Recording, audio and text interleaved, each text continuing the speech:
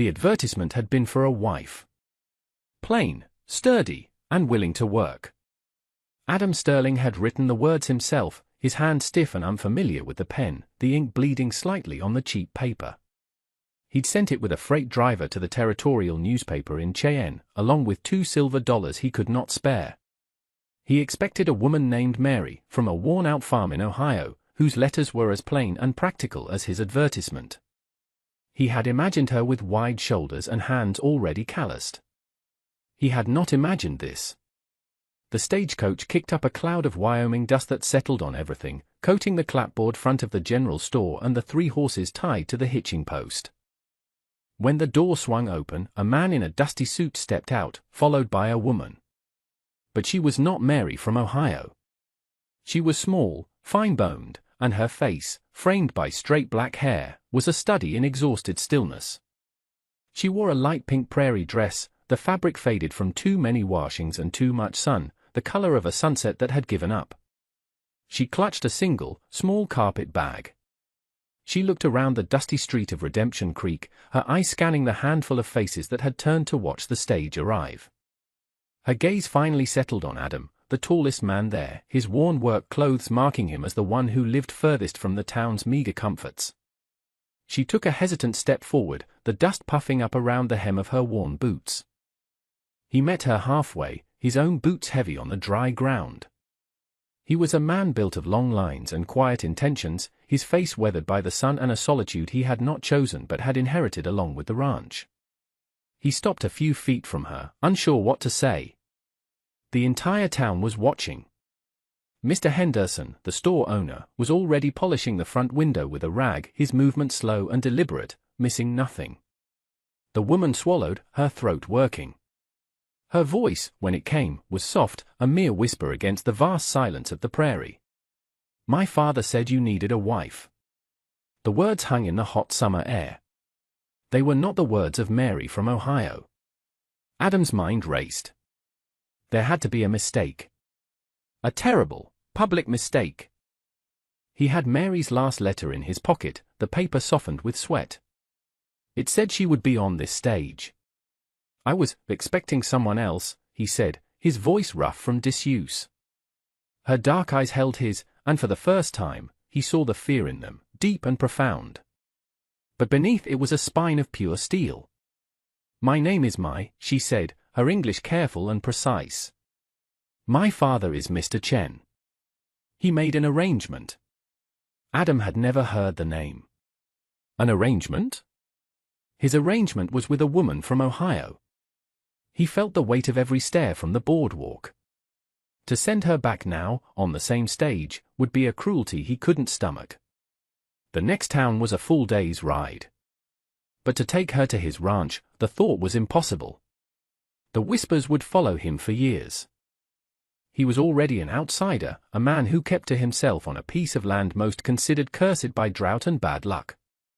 The arrangement was for a woman named Mary, he stated, keeping his voice low. "Mary is my American name," she replied, the lie clumsy and immediate. He knew it was a lie. She knew he knew. But it was a shield, offered in desperation. She held her ground, her small frame braced against the enormity of her situation. Therefore, he was left with a choice that was no choice at all. He could humiliate her and leave her stranded, or he could accept this impossible situation and deal with the consequences. He looked past her, at the smirking face of a ranch hand from the big double-horn spread, and his decision hardened. He would not give them the satisfaction. "All right then," he said, the words feeling like stones in his mouth. He reached down and took the carpet bag from her hand. It was lighter than he expected, as if it held nothing more than air and hope. "My wagon's over here." He turned and walked away, not waiting to see if she followed. He heard the soft crunch of her boots in the dust behind him. He did not look at Mr. Henderson, or at the ranch hands, or at the stagecoach driver who was already unloading a crate of supplies. He just loaded her bag onto the back of his buckboard wagon and untied the reins of his 2 sturdy mules. He helped her up onto the seat, his hand briefly touching hers. Her skin was cool, despite the heat. The ride out to his homestead was silent. The land stretched out on all sides, a vast, sun-baked canvas of brown grass and pale sky. His ranch was 5 miles out of town, 5 miles of rattling wheels and the rhythmic plodding of the mules. It was a poor spread, a quarter section he'd claimed under the Homestead Act, with a small cabin he'd built with his own 2 hands, a barn that leaned slightly to the north, and a well that was his most prized and precarious possession. He did not know what to say to the woman beside him. Every question that came to mind felt like an accusation. Who was she? Why was she really here? What had happened to the real Mary? But he held his tongue. The silence felt safer. When they finally crested the last rise, the cabin came into view. It was a simple, stark building of cartonwood logs, chinked with mud and straw. A thin curl of smoke rose from the stone chimney, the last of his morning cook fire. It was a lonely sight. He saw it through her eyes for the first time, not as a home he had built, but as a box of rough-hewn wood dropped in the middle of nowhere. He pulled the wagon to a halt near the front porch. "This is it," he said. Mai looked at the cabin, then at the endless, empty land surrounding it. Her face was unreadable. She said nothing, simply waiting for him to help her down. He did, and she stood for a moment, her pink dress a strange splash of color against the muted landscape. He took her bag and led her inside.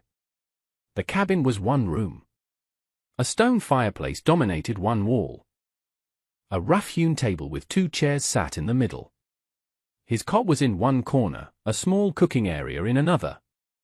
It was clean, brutally functional, and entirely masculine. There was no place for her. He saw the stark reality of it in the way her gaze swept the room and found no purchase. "You can have the cot," he said gruffly. "I'll sleep in the barn." She finally looked at him, her expression shifting. It was not gratitude he saw, but a quiet assessment. "Thank you," she whispered. That night, as he lay on a pile of hay in the barn, the scent of dried grass and mule all around him, Adam Sterling felt the full weight of his decision. He had a stranger in his house, a woman from a world he could not comprehend, and a town full of gossips waiting for him to fail. He did not yet know that the woman in the faded pink dress held the key not just to his survival, but to the truth of his own father's past. The days that followed were a study in quiet awkwardness. Mai was a tireless worker, but not in the way he had expected from the fictional Mary. She did not know how to milk his 1 cow, mend a fence, or handle the livestock. Instead, she moved with a silent, observant grace, cleaning the cabin until the rough floorboard shone, tending a small garden she started with seeds she'd carried in her bag, and preparing meals from their meager supplies that were surprisingly flavorful. She was always busy, her hands always moving, as if stillness was a danger she could not afford. They barely spoke. Their conversations were limited to the necessities of the day: "The water barrel is low," or "I will be back from the north pasture before sundown." He found himself watching her, trying to understand the person behind the careful silence. He noticed the way she studied things, her head tilted, her eyes narrowed in intense concentration. She would watch him repair a piece of tag for an hour without a word, her gaze following the movement of his hands as he worked the leather. The town did not forget them. When Adam rode in for supplies the following week, Mr. Henderson was full of questions disguised as pleasantries. "Getting settled in with your new wife?" he asked, leaning on the counter. "We're managing," Adam said, his jaw tight. "Folks are talking, Adam. A woman like that, it ain't natural." "Where's she from?" "Ohio," Adam lied, the word tasting like ash. He paid for his flour and salt pork, loaded his wagon, and left without another word. The lie was a flimsy wall, and he knew it wouldn't hold for long. The real crisis came 2 weeks later, at the height of the summer drought. The sky was a brassy, unforgiving bowl, and the earth was cracked and thirsty. Adam's well, which had always been reliable, began to falter. The hand pump, a heavy iron contraption, started to squeal in protest, and the water it brought up was thin and silty. Then, one morning, the handle went slack in his hand. He pumped and pumped, but nothing came. The silence from the well pipe was the sound of impending doom. Without water, his cattle would die. His garden would wither. He would lose the homestead. It was that simple. He spent the entire day trying to fix it, pulling up the long pipe section by section, his muscles screaming in protest under the brutal sun. He checked the leather gaskets, cleared the foot valve, and found nothing obviously broken. But when he reassembled it, the result was the same. A dry, hollow cough from the depths of the earth. Defeated, he slumped onto the porch steps as the sun began to set, his hands raw and his spirit scraped clean. He had failed. Everything his father had left him, everything he had worked for, was turning to dust. Mai came out of the cabin and stood before him. She held a cup of water, likely the last clean water they had. She offered it to him. He shook his head. "You drink it," he rasped. She didn't move. "What is wrong with the pump?" she asked. "It's broken," he said, the words flat with despair. "The sucker rod's not drawing. I think the cylinder's shot, deep down where I can't reach it. To replace it would mean a trip to Cheyenne and more money than he had." She looked at the well, then back at him. "May I see it?" He almost laughed. What could she possibly do? But the exhaustion was too deep for scorn. He just nodded, a weary, defeated gesture. She walked over to the well, her worn dress trailing in the dust. She didn't touch the handle. Instead, she knelt, her ear close to the iron casing of the pipe, and had him work the handle again. She listened, her eyes closed in concentration, like a doctor listening to a man's heart. She listened for a long time. Then she stood up and walked around the pump, examining the bolts, the joints, the place where the pipe went into the ground. Her brow was furrowed. "It is not the cylinder," she said finally, her voice certain. "It is a pressure lock. An air bubble, trapped in the downpipe. The gaskets are old.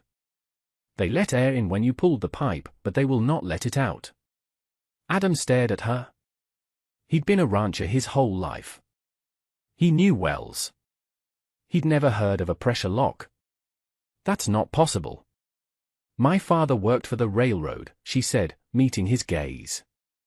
"He designed steam engines. They are all just pumps and pressure. I watched him." She looked around, her eye scanning the yard. She pointed to the trough where he watered the mules. "We need to pour water down the top of the pipe. A lot of it, all at once. It will force the air bubble down and out through the foot valve. It will prime the pump again." It sounded like foolishness. Wasting the last of their water on a guess. But he looked at the certainty in her eyes, the focused intelligence that had been hiding behind her silence all this time. He had tried everything he knew. His way had led to failure. "All right," he said, getting to his feet. "We'll try your way." It took them nearly an hour. They used every drop of water they had left, from the barrel in the kitchen to the canteens in his saddlebags. They poured it down the top of the pipe while he worked the handle in a specific rhythm she instructed, a short, sharp downstroke. For a long time, nothing happened. The last of the water vanished into the dry pipe. Adam's heart sank. It was over. Then, he felt a slight resistance in the handle. A gurgle echoed from deep in the well. Again, Mai urged, her voice tense. He put his whole body into it, pumping with a desperate energy. The gurgle grew louder, followed by a sucking sound. The handle kicked back, suddenly heavy with weight. He gave one more heave, and with a shudder and a groan, a stream of muddy water spewed from the spout, followed by a clear, cool, beautiful rush. Adam stood there, stunned, as the water splashed into the dust. He let go of the handle and turned to look at Mai. She was watching the water, a small, weary smile on her face. In that moment, she was not a fragile stranger in a pink dress. She was the woman who had saved his ranch. But their relief was short-lived. A rider had crested the hill, his horse kicking up a plume of dust. The man rode with an easy arrogance, his expensive saddle and fine horse marking him as a man of means. It was Marcus Brenner, owner of the Double Horn, the largest and most powerful ranch in the territory. Brenner controlled a creek that fed the whole valley, and he was notoriously stingy with his water rights. Brenner reined in his horse a few yards away, his gaze taking in the scene, Adam, covered in grime and sweat, my standing beside him, and the miraculous flow of water from the well. A slow, unpleasant smile spread across Brenner's face. "Having some trouble, Sterling," he called out, his voice smooth as oiled leather. He didn't wait for an answer. His eyes fixed on my. "I see you found yourself some interesting help. Didn't take you for a man with such exotic tastes." Adam stepped slightly in front of my. "What do you want, Brenner?" Brenner's smile didn't waver.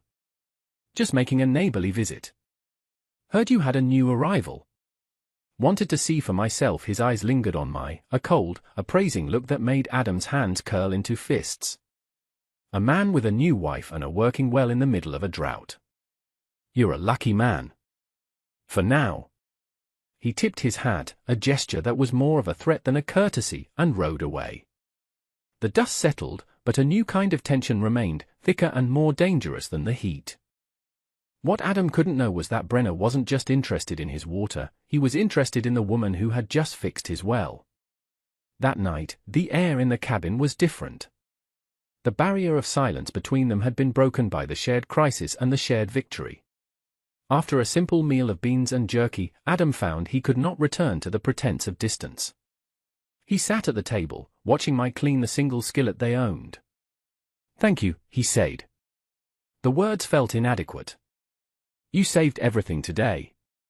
She paused, her back to him. "My father taught me to see how things fit together. Gears. Levers. Pipes. People are more complicated." She turned to face him, drying her hands on a cloth. Her face was serious in the flickering lamplight. "We need to talk. About why I am here." Adam nodded slowly. He had known this was coming. He had been a coward for not asking sooner. "The letters," he said. "From Mary." "I have them," she said. She went to her small carpet bag and retrieved a tied bundle of envelopes.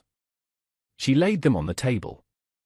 "The handwriting is not mine." She then pulled out a single, separate piece of paper, folded many times. It was covered in dense Chinese characters on one side, and on the other, a block of precise, careful English script. "This is from my father. He said to give it to you only if I believed you were an honorable man." Adam looked at her, at the trust she was placing in him, and felt a profound sense of responsibility settle over him. "I'll listen," he said. He picked up the letter. The English was formal, the handwriting of a man who had learned the language from books. It told a story that made the blood run cold in his veins. Mai's father, Chen, was a brilliant engineer who had helped survey and design a difficult stretch of the Union Pacific Line through the mountains. When the work was done, he had saved enough to open a small but successful laundry and bathhouse in a railroad town east of Cheyenne. But he had fallen into debt. Not through gambling or drink, but through a string of bad luck and a business partner who had cheated him. The man who held his debt was Marcus Brenner. Brenner didn't want the failing business. He had seen Mai. He had offered to cancel the debt in exchange for her. It was not a proposal of marriage, but of ownership. Chen, trapped and desperate, had seemingly agreed. But he had a secret of his own. Years ago, before Adam was born, his own father, a freighter at the time, had been stranded in a blizzard near Chen's camp. Chen had taken him in, shared his food, and saved his life. Adam's father had sworn a debt of honor, a promise to repay the kindness if ever called upon. Chen was calling in that debt. He had heard of Adam's advertisement for a wife through a friend who read the territorial papers. He saw a chance, a desperate gamble. He sent Mai to Adam, the son of the man who owed him his life, trusting that blood and honor ran deeper than a business transaction. He had forged the letters from Mary to make the arrangement seem legitimate until Mai could arrive safely. He was trusting Adam to protect her from Brenner. Adam finished the letter and looked up. The single room felt small, the lamplight casting long, dancing shadows. He finally understood the fear he'd seen in her eyes at the stagecoach stop. She hadn't just been a lost traveler, she had been a fugitive running toward a man she'd never met, a man who was her only hope. Brenner, Adam said, the name a curse on his tongue. He thinks you belong to him. He holds the deed to my father's business. He believes it is a bill of sale, Mai said, her voice trembling slightly for the first time. My father is old. He sent me away to be safe. He hoped you would be what your father was. A good man. A cold anger, slow and deep, began to burn in Adam's chest. It was an anger at Brenner for his predatory cruelty. But it was also an anger at his own father for never mentioning this debt, this connection to a world Adam knew nothing about. He now understood the whispers he'd heard as a boy about his father's long freighting trips, the periods of hardship that had finally broken his health. His father had carried his own secrets. Before he could speak, the sound of hoofbeats thundered into the yard. Not one rider this time, but several. Adam stood up, his hand instinctively going to the hunting rifle mounted over the fireplace. He glanced at Mai. Her face was pale, but her eyes were steady. A heavy fist pounded on the door. Sterling! I know you're in there. I've come for my property. It was Brenner's voice, thick with rage and whiskey. Adam moved to the door, his rifle held low. This is my home, Brenner. You're not welcome here. I have a contract. Brenner roared from the other side. Signed by her father. She's mine, and I aim to collect. She is my wife, Adam said, the words coming out before he had even thought them through. They were a lie, but in that moment, they felt more true than anything he had ever said. He looked at Mai, who stood near the fireplace, her hands clenched at her sides. He was making a promise, not just to Brenner, but to her. To the memory of his father. A piece of paper from a mail-order bride agency won't stand up to a legal deed, Sterling. Brenner shouted. I've got 2 men with me. We can do this the easy way, or we can do this the hard way. Adam knew he was no match for 3 armed men. A shootout would be suicide. He needed to think. He looked at the letter from Mai's father, still lying on the table. He remembered her words, my father taught me to see how things fit together. The deed, he said quietly to Mai. What does it look like? Standard territorial deed transfer, she whispered, her eyes wide with fear. For the business. My name is not on it. But there is a clause. An addendum my father was forced to sign. What does it say? That the debt is satisfied upon delivery of his most valuable asset to Mr. Brenner's keeping. Adam's mind raced. It was a slave clause, thinly veiled in legal language. But it was also specific. To Mr. Brenner's keeping, he repeated. He looked at Mai. You were never in his keeping. You came here. The contract is void. He can't claim delivery was ever made. It was a long shot, a flimsy argument against armed men. But it was all they had.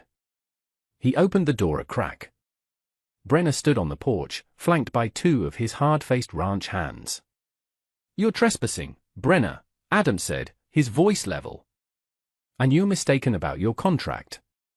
It specifies delivery to you. She was never delivered to you. She came to me. The terms were not met. Brenner's face darkened. He was a man used to getting his way through force, not legal debate. You think that little trick of words is going to stop me? It will when the U.S. Marshal in Cheyenne hears about it, Adam said, bluffing. He hadn't spoken to a marshal in years.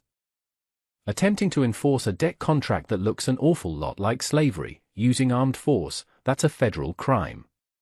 You could lose the double horn. He saw a flicker of uncertainty in Brenner's eyes. The man was powerful, but he was not invincible. He was a bully who preyed on the weak and isolated. He had never expected resistance, let alone a legal argument from a man like Adam Sterling. Brenner hesitated, his rage warring with his caution. He looked from Adam's calm face to the rifle in his hands, then back again. Finally, with a snarl of frustration, he took a step back. This isn't over, Sterling, he spat. You and your little China doll. This valley isn't big enough for both of us. He turned and stormed off the porch, his men following him. They mounted their horses and galloped away into the darkness, leaving a cloud of dust and unresolved menace hanging in the air. Adam closed the door and leaned against it, the rifle suddenly heavy in his hands. He let out a breath he didn't realize he'd been holding. He looked at Mai. She was staring at him, her expression a mixture of relief and awe. You were very brave, she said softly. I was terrified, he admitted. But you were right. It was about how the pieces fit together. He had stood his ground, not with violence, but with an idea she had given him. For the first time since she arrived, he felt like they were a team. A partnership? 3 months later, the first snows of winter were dusting the high peaks. The autumn rains had been kind, and the valley was slowly recovering from the long, dry summer. Adam's ranch looked different. The well, which Mai had serviced and reinforced, now fed a small irrigation ditch that she had designed, using her father's engineering principles. It watered a winter garden that was thriving with cabbages and hardy greens. The cattle were healthy, and he had even managed to buy 2 more heifers with the money he'd saved by not losing his herd. He had sent a letter to the U.S. Marshal in Cheyenne, detailing Brenner's actions. An investigation was underway, and while Brenner was still a threat, his power in the valley was diminished. Fear had been replaced by a watchful caution. Inside the cabin, a fire crackled in the hearth. The room was warmer, more lived in. Shelves now lined one wall, holding jars of preserved vegetables. A new, larger table sat in the center of the room, one Adam had built himself. He had even added a small room onto the back of the cabin, a private space for Mai. He watched her now as she sat at the table, reading a book he had bought her in town. She was no longer wearing the faded pink dress. It had been replaced by a practical, dark blue wool dress she had sewn herself. She had changed, but so had he. The solitude that had once defined him had been replaced by a quiet companionship that he had come to cherish more than he could say. Their marriage was still a fiction on paper, a shield against the world. But it had become something real in the small, shared moments of their lives, the way she handed him a cup of coffee in the morning without asking, the way he knew to bring her interesting rocks he found in the fields for her to study. They were 2 lonely people who had found a home in the space they had built together. He walked over to the table and sat down across from her. She looked up from her book, a small, genuine smile gracing her lips. It was a smile he had earned. The advertisement I wrote, he said, his voice quiet. It was for someone plain and sturdy. She tilted her head. And what did you get? He looked at her, at the intelligence in her dark eyes, the strength in her small hands, the unwavering spirit that had saved him in more ways than one. I got what I needed, he said. And it was the truest thing he had ever known. And that brings us to the end of this one. If you stayed with me all the way through, thank you. Stories like this one only get told because folks like you sit down and listen. If you liked what you heard, go ahead and hit that like button. And if you want more stories from the old frontier, subscribe so you don't miss the next one. Until then, take care of yourself, and thanks again for being here.